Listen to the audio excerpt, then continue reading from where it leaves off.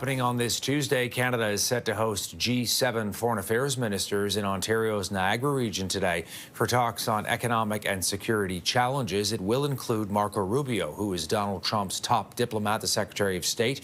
He will be there, and that will lead, no doubt, to interesting conversations as the president has upended the U.S. involvement with the world on so many different areas.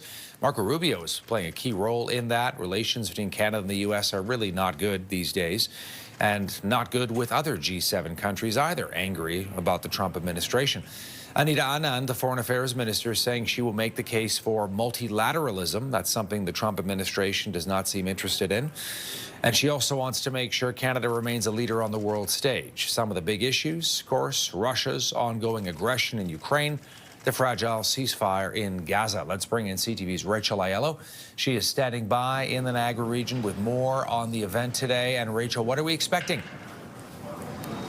Yeah, hey Todd, nice to see you. So bear with me, they are still just kind of doing the setup here in the media room. So if you see some lights come on or off, I do apologize. But you're right, today things are getting underway here in Niagara-on-the-Lake. This is where Anita Anand is hosting the other G7 counterparts. This is kind of the closing effort from Canada and its year-long G7 presidency. The focus here is going to be on trying to make some progress, find that multilateralism that Anand is after on some key shared issues. That is economic challenges, security challenges, and critical minerals and other energy challenges. So when we're talking about those things, Todd, think about the trade war, think about the ongoing war in Ukraine and the push for peace in Gaza, and then, of course, kind of this global push to harness critical minerals. All of those are going to be things discussed here over the next 2 days or so. Anita Anand is going to be speaking to reporters here in a few hours, kind of setting the stage for what she's expecting to come from this.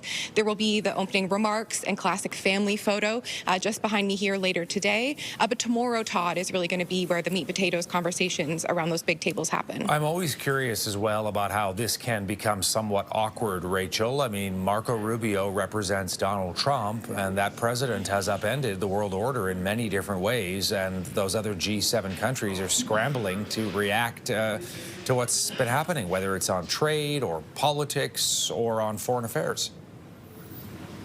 Yeah, certainly throughout these G7 and G20 meetings that have been happening over the last year, Trump and the trade war has really kind of been the elephant in the room. When I was in Kananaskis for the Finance Minister Summit ahead of the Main Leaders Summit in June, he was certainly looming large over those conversations when then Foreign Affairs Minister Melanie Joly hosted her foreign affairs counterparts in Charlevoix in March. There was a lot of focus on the rhetoric around the 51st state. Now, Anand is coming into these talks hoping that all participants are going to be coming with the right motives, be able to have conversations where they all agree on issues. But I think it is also worth noting, Todd, that with Marco Rubio here, should they have a bilateral conversation, it will be the first time that they're going to be able to have that official-to-official conversation since talks broke down. Donald Trump has made it clear he is not going to the G20 around next week when Mark Carney plans to travel, so it doesn't look like there'll be a chance there for president-prime ministerial conversation. So it's possible that Anand and Rubio will be able to have some sort of dialogue here in Niagara-on-the-Lake. If not later today, then sometime tomorrow.